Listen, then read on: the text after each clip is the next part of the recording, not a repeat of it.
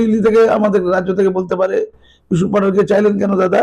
খুব ভালো সম্পর্ক তো দিদিজির সাথে মোদিজির। দাদা ইউসুফ পাঠানকে চাইলেন কেন? তখন বলতেন আরে ইউসুফ পাঠান বিরাট কাজ করে দিয়েছে, অধীর চৌধুরীর মতো লোক হারিয়ে দিল একদম, অত বড় ক্রিকেটার, 10টা দেশ অন্তত তাকে খুব ভালো করছে না, যারা ক্রিকেট খেলে দেশ, সেই 10টা দেশের মধ্যে কয়েকটা দেশে যাচ্ছে টিমটা, ফলে শুধু অন্য কাউকে চিনবে না, দিদিকেও চিনতে না পারে কিন্তু ইউসুফ পাঠানকে চিনবে, এইটা একটা অগ্রাধিকার। দ্বিতীয়ত একটা সংখ্যালঘু মুখ, মুসলিম মুখ। পাঠান গেলে সবচেয়ে যে বড় প্রশ্ন ভারতবর্ষ সম্পর্কে হয় যে ভারতবর্ষে সংখ্যালঘুদের প্রতি ভালো ব্যবহার করা হয় না। মাশরুম একটা দুধেল গাই নয়, আমরা অন্যকে দুধেল গাই ভাবতে পারি, আমার দেশ মাতার জন্য রক্ত ঝরেছে। আজকে যখন নিয়ে যাওয়া হচ্ছে হঠাৎ করে ইউসুফ পাঠানকে সরিয়ে দিয়ে অভিষেক সাহেবকে করা হলো। আচ্ছা, অভিষেক সম্পর্কে তো অভিযোগ আছে, প্রচুর দুর্নীতির অভিযোগ আছে, সত্য মিথ্যে প্রমাণিত হয়নি, অভিযোগ তো আছে। অন্য দেশে যখন এই উনি গিয়ে কিছু বলবেন, কেউ যদি পিছন থেকে বলে দেন ওনার বিরুদ্ধে গরু আছে, বালি আছে, কয়লা আছে, শিক্ষা আছে, শুধু দুর্নীতি দুর্নীতি দুর্নীতি, তখন ওরা বলবে ভারতের ব্র্যান্ড অ্যাম্বাসেডার এত চোর চিটিংবাজ, আমার দেশ অবহিত হয়ে যাবে। যদি বলে থাকে উত্তর দিন, কি বলবেন? বলে দেন। দিদি খুব ভুল করলেন আপনি।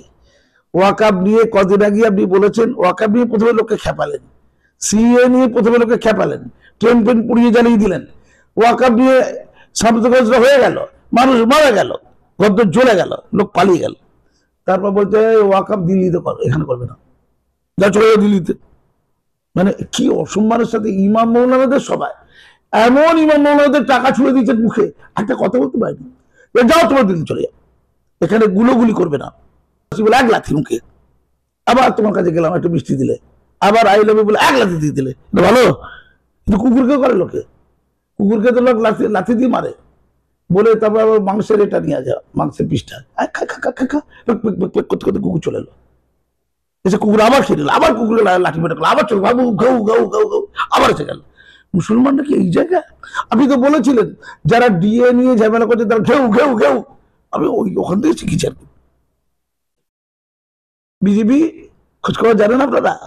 হ্যাঁ, মুসলমানদের মর্যাদাটা গুরুত্বপূর্ণ, আপনারা মুসলমানদের মর্যাদা দিতে পারবেন, তাদের সুরক্ষা, তাদের শান্তি, তাদের নিরাপত্তা, তাদের সুখ আর তাদের মর্যাদা, এটা সবচেয়ে বড় দরকার, যে কোনো জনগোষ্ঠীর জন্য দরকার। আবার ঠান্ডা করলো বলতে বাবা লাগবে, ইডি আছে, সিবিআই আছে। আমি অভিষেকের বিরুদ্ধে কোনো অভিযোগ প্রমাণিত বলছি না, আপাতত ঐক্য চলুক, তারপর গালাগাল চলবে, যথাসময় কাছাকাছি খিস্তি খিস্তি চলবে, টাকা চলবে, আপাতত কিছুক্ষণের জন্য, যতক্ষণ না বিদেশ যাওয়া হচ্ছে ততক্ষণের জন্য। ধন্যবাদ। নমস্কার দর্শক বন্ধুরা, ইমেজ বেঙ্গলে আপনাদের সকলকে স্বাগত। অপারেশন সিন্দুরের পর সারা পৃথিবীতে পাকিস্তানের বিরুদ্ধে সন্ত্রাসবাদকে রুখতে এবং সন্ত্রাসবাদ বিরোধী প্রচারের জন্য বেছে নেওয়া হয়েছিল তৃণমূল কংগ্রেসের পক্ষ থেকে বিশিষ্ট ক্রিকেটার ইউসুফ পাঠানকে। কিন্তু পরবর্তীকালে তৃণমূল কংগ্রেসের সুপ্রিমো মুখ্যমন্ত্রী মমতা বন্দ্যোপাধ্যায় তার নির্দেশে সেই নাম পরিবর্তিত হয়ে যায় এবং আজকে কিছুক্ষণ আগে আপনাদের জানিয়ে রাখি, অভিষেক বন্দ্যোপাধ্যায় তিনি এই প্রতিনিধি দলের প্রতিনিধি হয়ে অপারেশন সিন্দুরের প্রচার করতে জাপান রওনা হয়ে গেলেন। স্বভাবতই এই বিষয়কে কেন্দ্র করে শুরু হয়েছে বিরাট রাজনৈতিক চর্চা, প্রশ্ন উঠতে শুরু করেছে বিভিন্ন মহলে। এখন আমরা মুখোমুখি হয়েছি পদ্মশ্রী, বিশিষ্ট শিক্ষাবিদ এবং প্রধান শিক্ষক কাজী মাসুম আক্তারের। নমস্কার কাজীরা। ধন্যবাদ। দেখুন, এটা কূটনৈতিক দৌত্য, এই যে অপারেশন সিঁদুরের পরে ভারতে যে সন্ত্রাসবাদী হামলা হয়েছিল সেই প্রেক্ষিতে কেন অপারেশন সিঁদুর করলো এটা ব্যাখ্যা দেওয়া এবং ভারতের চিন্তা ভাবনা বিশ্বকে জানিয়ে, ভারত অশান্তি চায় না, ভারত যুদ্ধ চায় না, জোট নিরপেক্ষ আন্দোলনে ভারত হচ্ছে অন্যতম মুখ, তারপরেও ভারতকে অস্ত্র ধরতে হয় কেন, সেই ব্যাখ্যা বিশ্বের মাঝারে দেওয়ার জন্য এবং ভারতের যে উজ্জ্বল মানবিক মুখ যুদ্ধ না চেয়েও তারা যুদ্ধ করতে বাধ্য হয় কেন, আর ভারতও যে ক্ষমতা রাখতে পারে এটা জানান দেওয়া দরকার। সেই অর্থেই যাব 7টা টিম করা হয়েছে। সেই টিমে মোদীজি কিছু লোককে চুজ করেছেন, যেমন শশী থারুরকে চুজ করেছেন, কারণ তার আন্তর্জাতিক অভিজ্ঞতা আছে। যে মানুষগুলো গিয়ে কথাবার্তা সঠিকভাবে বলবে বা যার অভিজ্ঞতা আছে তেমন টিমে তাদের এক প্রধান করতে হবে। টিমের হেড হয় একজন, বাকিরা টিমে হাত তোলে, বাকিরা কথা, একজন দুজন কথা বলে, সবাই তো কথা বলেন। একটা টিমে ধরুন 7 জন আছে, 7 জনই কথা বলবে? নিশ্চয়ই না। তার মধ্যে 2 জন কথা বলবে, একজন কথা বলবে, বাকিরা সম্মতি দেবে কথা। এটা হচ্ছে ডেকোরাম, এটা পদ্ধতি। এমন একটি টিমে ইউসুফ পাঠানকে মোদিজিরা চেয়েছিলেন। আলোচনা করেও চাইতে পারেন, না করেও চাইতে পারেন, কত ক্ষেত্র আছে, চুজ করতে পারেন, না করে করতে পারেন।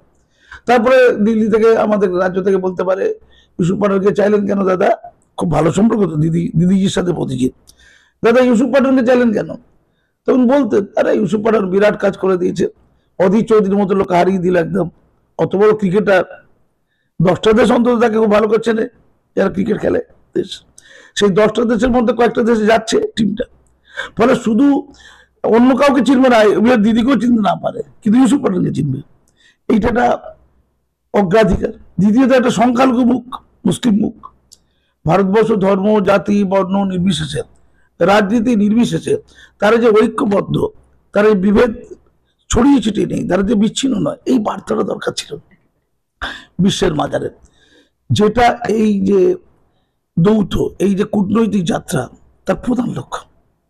ফলে প্রত্যেক রাজনৈতিক দল থেকে, প্রধান যে রাজনৈতিক দল, সেখান থেকে প্রতিনিধি চাওয়া হয়েছে। খুব ঠান্ডা মাথায় বুঝতে হবে, নাহলে তো বিশিষ্ট লেখক, সাহিত্যিক, উপন্যাসীরা যেতে পারতো, বিজ্ঞানীরা যেতে পারতো, যে পরিবারের লোক মারা গেছে, শহীদ হয়ে গেছে, সেই পরিবার লোক যেতে পারতো। প্রচুর লোক তো যেতে পারবে, বিরাট খরচ, বিরাট খরচ। কিন্তু এইটাকে ফলো রাখার জন্য এটা করা হয়েছে। আমি যদিও এর সাথে যুক্ত করব, অন্যান্য সেক্টরে, পলিটিক্যাল সেক্টরে বাইরের লোকেও যা দরকার ছিল, এটা আমার বুদ্ধি বলে। হয়তো অত লোককে নিয়ে আমার মতো ক্ষমতা নেই, হতে পারে, সেটা যাই না, কিছু থাকতে পারত, হয়তো আছে, আমি জানি না, হয়তো। আমার বক্তব্য হচ্ছে, ফলে রাজনীতি ঐক্য দেখাচ্ছে একদিকে, আর একদিকে জাতি, ধর্ম, বর্ণ, ভৌগোলিক পরিবেশ এবং রাজ্য ভিত্তিতে ঐক্যবদ্ধ আমরা, এটা দেখাচ্ছে। তাহলে ইউসুফ পাঠান গেলে সবচেয়ে যে বড় প্রশ্ন ভারতবর্ষ সম্পর্কে হয়, যে ভারতবর্ষে সংখ্যালঘুদের প্রতি ভালো ব্যবহার করা হয় না, এমন একটা মিথ গোটা পৃথিবীতে পাকিস্তানের মতো দেশগুলো, জঙ্গিরা, সন্ত্রাসীরা ছড়িয়ে দিয়ে চলেন। বাংলাদেশ বর্তমানে ইউনুস সাহেবের সময় এই কাজটি করে যাচ্ছে। সেই মিথ্যা ভাঙতে হবে।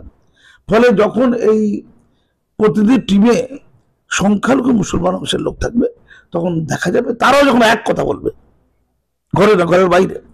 যেমন আসাদুদ্দিন ওয়াইসি বারবার করে যেটা বলছে, মোদীজিরা খুব অত্যন্ত সন্তুষ্ট।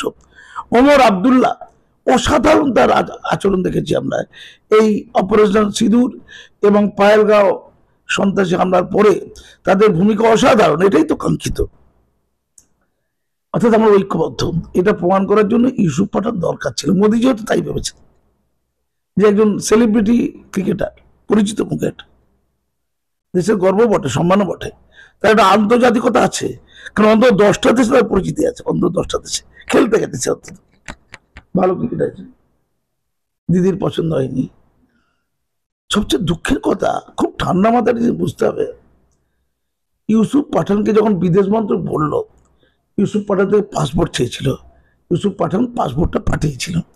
তারপর তাকে শিডিউল দেওয়া হয়েছিল যে কোন তারিখে কোথায় যাবে, তার একটা শিডিউল সব পেয়ে গিয়েছিল। ইউসুফ পাঠান পুরো তৈরি যাওয়ার জন্য। সেই সময় মাননীয় বললো, এই তুমি যাবে না।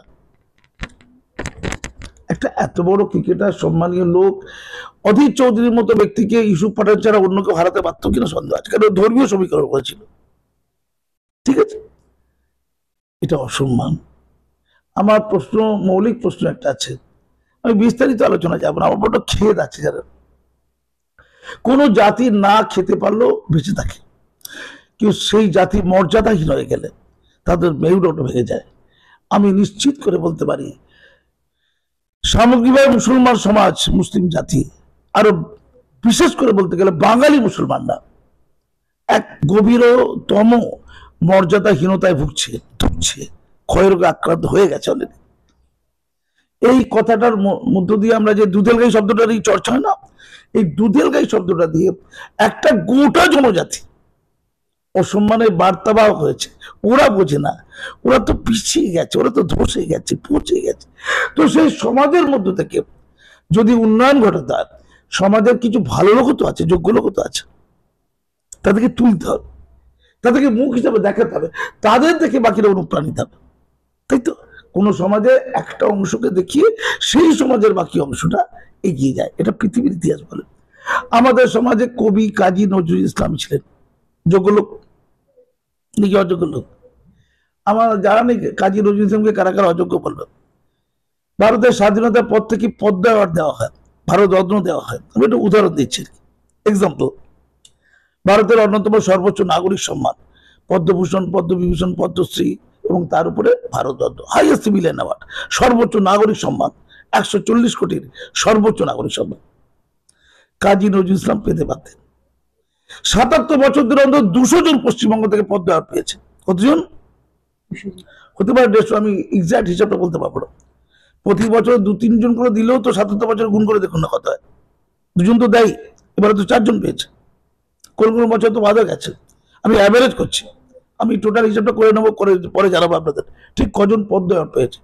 এটা ভারতের সর্বোচ্চ নাগরিক সম্মান। এটা প্রফেশনাল অ্যাওয়ার্ড নয়, এটা মিলিটারি অ্যাওয়ার্ড নয়, এটা সিনেমার অ্যাওয়ার্ড নয়, এটা শিক্ষকের অ্যাওয়ার্ড নয়, সব নাগরিকের অ্যাওয়ার্ড। এটা অনেক মর্যাদা, সবাই জানে এটা। কাজী নজরুল ইসলাম কি ওই 150-200-র মধ্যে আসতে পারতেন না? সৈয়দ মুস্তফা সিরাজের মতো লোকেরাও কি আসতে পারতেন না? সাহিত্যিক 77 বছর একটি মুসলমানকে ভারতের অন্যতম সর্বোচ্চ নাগরিক পুরস্কার পাওয়ার উপযুক্ত মনে করা হয়নি। বাঙালি মুসলমানদের কথা বলছি। কেন? 30 বছর ধরে কংগ্রেস সরকার ছিল বাংলায়, 34 বছর ধরে বাম সরকার ছিল বাংলায়। যে দুধেল গাইদের ভোটে বর্তমান সরকার টিকে আছে 10 বছরের বেশি সময় ধরে, তারা পশ্চিমবঙ্গে ক্ষমতা রয়েছে। 77 বছর তিনটে মিলিয়ে একটা সরকার রেকমেন্ড করেছিল কেন্দ্রের কাছে? রেকমেন্ড হয় অনেক সময়, রাজ্য থেকে যায়, কেন হয়নি?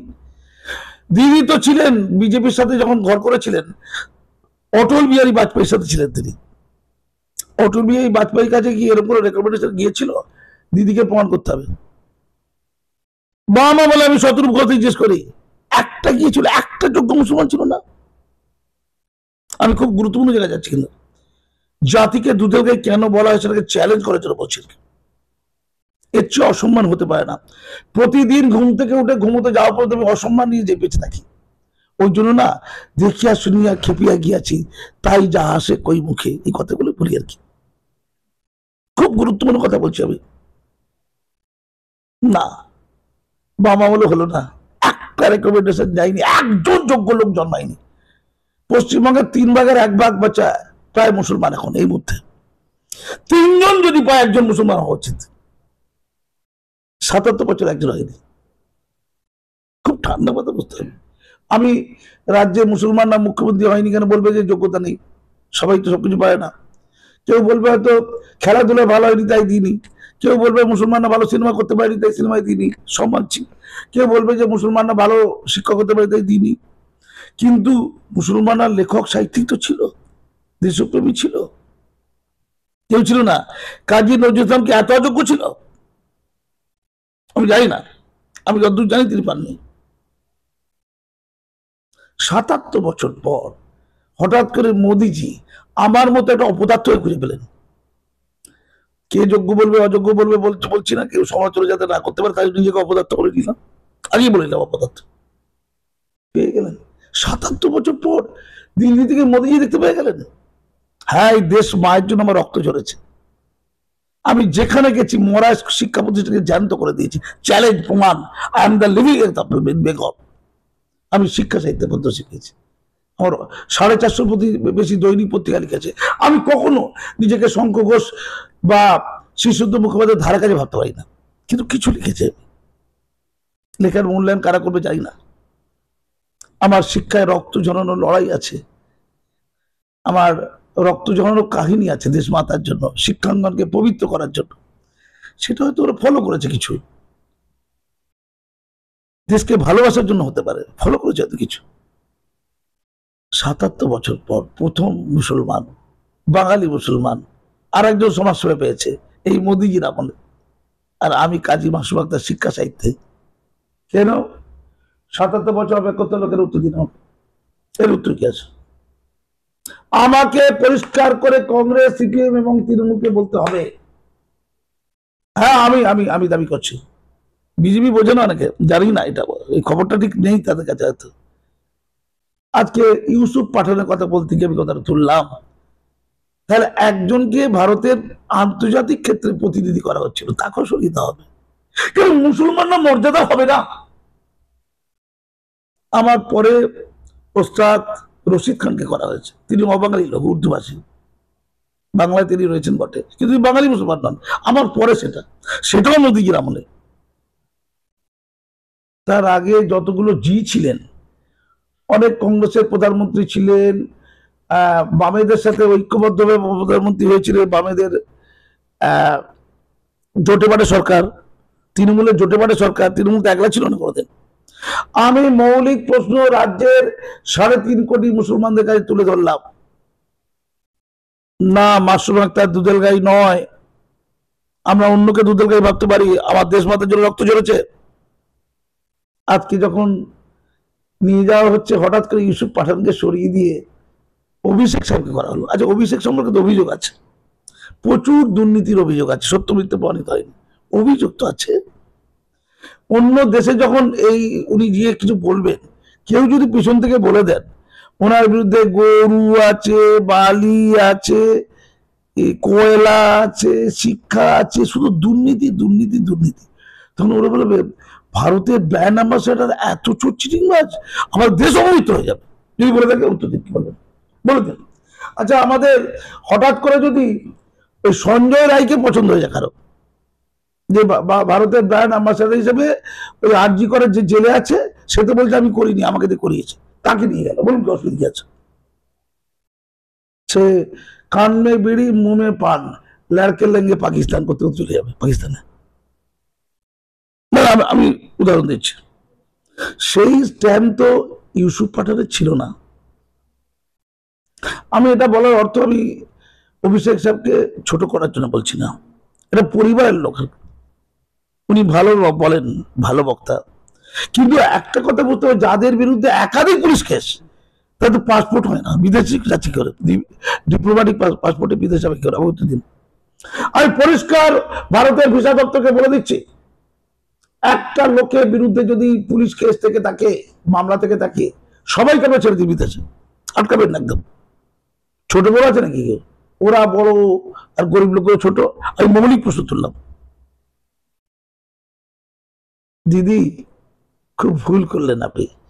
ওয়াকাব নিয়ে কদিন আগে আপনি বলেছেন, ওয়াকাব নিয়ে প্রথমে লোককে খেপালেন, সিএ নিয়ে প্রথমে লোককে খেপালেন, ট্রেন পেন পুড়িয়ে জ্বালিয়ে দিলেন, ওয়াকাব নিয়ে সামনে হয়ে গেল, মানুষ মারা গেল, গদ্দর জ্বলে গেল, লোক পালিয়ে গেল, তারপর বলতে ওয়াকাব দিল্লিতে করো, এখানে করবে না, যা চলে যাও দিল্লিতে। মানে কি অসম্মানের সাথে ইমাম মৌলানাদের সবাই, এমন ইমাম মৌলানাদের টাকা ছুড়ে দিয়েছেন মুখে, একটা কথা বলতে পারেনি, যাও তোমার দিল্লি চলে যাও, এখানে গুলোগুলি করবে না, যদি করো আমার চেয়ে বড় সত্য তোমাদের কেউ হবে না। একটা জাতির জন্য কত সম্মান হতে পারে? 100 দিনের কাজের জন্য দিদি কলকাতায় বসবেন না, দিল্লি যাবেন। সিএ নিয়ে আপনি কলকাতায় চিঠি করেছে, ওটা দিল্লিতে করা দরকার ছিল, এর জন্য ক্ষমা চান জাতির কাছে, অশান্তি তৈরি করেছে লোককে। আপনি প্রত্যেকটা দিল্লির ঘটনায়, এই যে আবাস যোজনা টাকা দিচ্ছে, আপনি কলকাতায় একটা শব্দ উচ্চারণ করবেন না, দিল্লিতে করবেন, তো লোক বলছে আমার বড় দরকার নেই। কিন্তু মুসলমানরা না আশা করেছিল আপনি নাকি তাদের ভালোবাসেন, শ্রদ্ধা করেন। ভালোবাসা কাকে বলে? ধরুন ভালোবাসি, ধরুন আমাকে তুমি মতো ভালোবাসো, বলো আই লাভ ইউ, ভালোবাসি বলে 1 লাথি মুখে, আবার তোমার কাছে গেলাম একটু মিষ্টি দিলে, আবার আই লাভ ইউ বলে 1 লাথি দিয়ে দিলে, ভালো? কিন্তু কুকুরকেও করে লোকে, কুকুরকে তো লোক লাথি দিয়ে মারে, বলে তারপর আবার মাংসের এটা নিয়ে যাও, মাংসের পিসটা করতে করতে কুকুর চলে এলো, এসে কুকুর আবার খেয়ে নিল, আবার কুকুরের লাঠি মেরে আবার চল বাবু ঘৌ ঘৌ ঘৌ ঘৌ, আবার এসে গেল। মুসলমান নাকি এই জায়গায়? আপনি তো বলেছিলেন যারা ডিএ নিয়ে ঝামেলা করছে তারা ঘেউ ঘেউ ঘেউ, আমি ওখান থেকে শিখেছি আর কি। বিজেপি খোঁজখবর জানেন আপনারা? হ্যাঁ, মুসলমানদের মর্যাদাটা গুরুত্বপূর্ণ, আপনারা মুসলমানদের মর্যাদা দিতে পারবেন, তাদের সুরক্ষা, তাদের শান্তি, তাদের নিরাপত্তা, তাদের সুখ আর তাদের মর্যাদা, এটা সবচেয়ে বড় দরকার, যে কোনো জনগোষ্ঠীর জন্য দরকার। আমি অত্যন্ত দুঃখ পেয়েছি ইউসুফ পাঠানের কথা ভেবে। হায় রে, কত মর্যাদার সাথে তাকে ডাকা হয়েছিল একসময়, তুই দাঁড়াও, তুই আমার ভাই। ভাই যখন তৈরি কাপড় চোপড় বেঁধে ফেলেছে, বলে যা তুই ভাগ, তুই ছোট লোক, তুই বিলো স্ট্যান্ডার্ড যাবে, অভিষেক যাবে, ইউসুফ না অভিষেক। না না, এই যাওয়া আসা নাথিং, ও গেলে কি আর অভিষেক গেলে কিচ্ছু ফায়দা নেই। অভিষেক গেলে তার ফল হবে 0, আর ইউসুফ পাঠান গেলে তার ফল যদি হয় পয়েন্ট সামথিং হতো। ওই একটু চিন্তা যে ঐক্যের প্রতীকের। অভিষেক গেলে সে ঐক্য বাইরে থাকছে না, ইউসুফ গেলে থাকতো, হিন্দু মুসলিম ঐক্য আছে, এটা বার্তা যেত, পয়েন্ট সামথিং লাভ হতো, না গেলেও চলবে এসব। এটা গুরুত্বপূর্ণ নয়, মানসিকতাটা গুরুত্বপূর্ণ, ভেতরটা বোঝা গুরুত্বপূর্ণ, ভেতরে কি বাজছে এটি ইম্পর্টেন্ট। আমি যার পর নয় দুঃখিত। আর আপনি বলছেন আপনার নাম বিবেচিত হলো না কেন? অনেক যোগ্য লোক আছে, বিবেচিত হতেই পারত কিছু, কেন বিবেচিত হয় না আমি তো সেটা বলবো না, সেটা দিল্লি বুঝবে। দেশ মাতৃকার জন্য রক্ত দেওয়া মানুষগুলো সমাজে যদি সম্মানিত না হয়, যাবে কোথায়? লোক তো হতাশ হয়ে যাবে। ধরুন দেশের জন্য কাটতে যাচ্ছে, একটা কথা বলবো, এই যে স্বচ্ছতা কাকে বলে? যারা দুর্নীতি করছে, যারা পাপ করছে, যারা কুড়ে কুড়ে খাচ্ছে সমাজকে, তারাও কি সন্ত্রাসবাদী নয়? সন্ত্রাসবাদী কি বলছে? বিদেশি লোক হতে হবে, বিদেশি লোক বম ফেললে দেশ ধ্বংস হয়ে যাবে, আর দেশের ভেতর লোক দেশ ধ্বংস করে দিচ্ছে, খোকলা করে দিচ্ছে, তো ওটা কি ভয়ঙ্কর নয়? দেশের ভেতরের লোকেরা দেশকে তো খোকলা করে দিচ্ছে, চুরি, চিটিংবাজ, ডাকাতি, বন্ডামি, পলিটিক্যাল, সামাজিক হিংসা, বিদ্বেষ, মানুষের কাটাল তালে বেড়া তৈরি করা, ভারতকে বিভাজিত করে দেওয়া, ভারত মাকে কাঁদান। যখন ভারতবর্ষের একজন কোনো সন্তান, ভারতীয় সন্তান আর একজন সন্তানকে ভারতীয়কে মারে, অত্যাচার করে, কষ্ট দেয়, ব্যথা দেয়, কার যন্ত্রণা হয়? মায়ের যন্ত্রণা। ভাই যেমন অন্য ভাইকে এক্সপ্লয়েট করলে মায়ের যন্ত্রণা হবে, তেমনই যন্ত্রণা। ভারত মাতা চায় 140 কোটি তার সন্তানের শান্তি, 4টে লোকের নয়, কোনো দলের লোকের শান্তি চান না, সব ভারতবাসী চান, হিন্দু, মুসলিম, বৌদ্ধ, জৈন নির্বিশেষে, কংগ্রেস, সিপিএম, তৃণমূল নির্বিশেষে, কালো সাদা নির্বিশেষে, নারী পুরুষ নির্বিশেষে, দলিত ব্রাহ্মণ নির্বিশেষে, সবার চান। মা কাঁদছেন, ভারত মা কাঁদছেন, মূল্যায়ন হচ্ছে না কথা। আমি মোদীজিদের বলি, মোদীজিরা তো বুঝকি হাসছেন, মোদীজিরা বুঝতে পেরে গেছেন যে কি মর্যাদা দেয় বাংলার এই দুধ গেলে। মুসলমানরা বুঝতে পারলো কি? হ্যাঁ, বুঝতে পেরেছে, কিন্তু তো উপায় নেই, এরা এত মাথা বিক্রি করে দিয়েছে। যখন দিল্লি যেতে বলেছিল তখন কিন্তু সভাটা ছিল ইমাম মৌলানা ভরে ছিল, মানে একটা প্রতিবাদ করতে পারেনি। একটা জাতি কখন পুরো মেরুদণ্ডহীন হয়ে যায় যখন তাদের আর কিছু দেবার থাকে না। এদের 2500 টাকার বিনিময়ে কিনে নেওয়া হয়েছে, এদের বোধ, বিবেক, ব্যক্তিত্ব, মেরুদণ্ড সবকিছু কিনে নেওয়া হয়েছে মাত্র 2500 টাকায়। দুপুরে বিক্রি হওয়া সস্তা সবজির মতো মাত্র 2500 টাকায় কথা বলতে পারবেন। ধন্যবাদ। কাজীদা, একটা প্রশ্ন বারে বারে ঘোরাফেরা করছে এই রাজনৈতিক পরিস্থিতিতে, সেটা অত্যন্ত গুরুত্বপূর্ণ, কারণ আমরা দেখেছি যে কেন্দ্রের যে বিভিন্ন এজেন্সি, ইডি এবং সিবিআই বিভিন্ন দুর্নীতি সংক্রান্ত কেসে বিভিন্ন সময় এসেছে রাজ্যে, তারা একাধিক দুর্নীতির তদন্ত করেছেন। এবং আপনি একটু আগে যেটা বলছিলেন যে গরু, কয়লা, শিক্ষা, স্বাস্থ্য, এখন এসএসসির যারা আন্দোলনকারী চাকরিহারা তারা বিকাশ ভবনের সামনে ধর্নায় বসে আছে, ডিএ মামলাকারী যারা, তারা ডিএ পাবে কি পাবে না সেই জন্য তারা স্বভাবতই চিন্তিত, যদিও সুপ্রিম কোর্ট সেক্ষেত্রে একটা রায় দিয়েছেন, নির্দেশ দিয়েছেন।